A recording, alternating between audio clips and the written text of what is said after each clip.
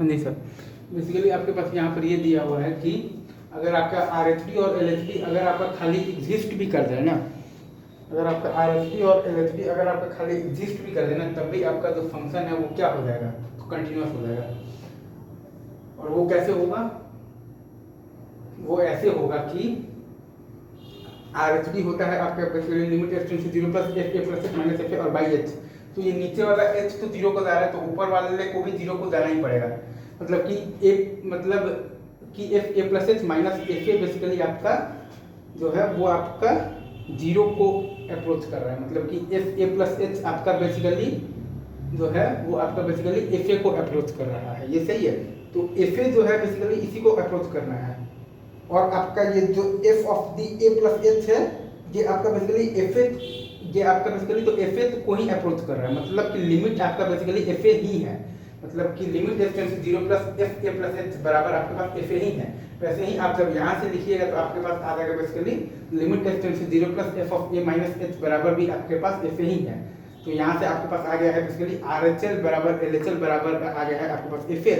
मतलब कि फंक्शन क्या है, तो कंटिन्यूस है। वैसे भी हम लोग पहले भी हम लोग डिस्कस मतलब कर चुके हैं कि RHD और LHD अगर आपका दोनों एग्जिस्ट कर रहा है और फाइनाइट है, तब या तो फंक्शन क्या होगा, डिफरेंशिएबल होगा, और नहीं तो फंक्शन में क्या होगा, तो शार्प बेसिकली टर्म होगा। ठीक है सर, या तो फंक्शन आपके पास डिफरेंशिएबल होगा और नहीं तो फंक्शन में बेसिकली क्या होगा, तो शार्प टर्म होगा। और दोनों ही केसेस में फंक्शन क्या होगा, तो कंटिन्यूस होगा। अगर RHD और LHD अगर आपका बेसिकली एग्जिस्ट कर रहा है और फाइनाइट है, तो या तो फंक्शन डिफरेंशिएबल होगा, नहीं तो फंक्शन में क्या होगा, तो शार्प टर्म होगा। और दोनों ही केसेस में फंक्शन आपका बेसिकली कैसा आएगा, तो कंटिन्यूस आएगा।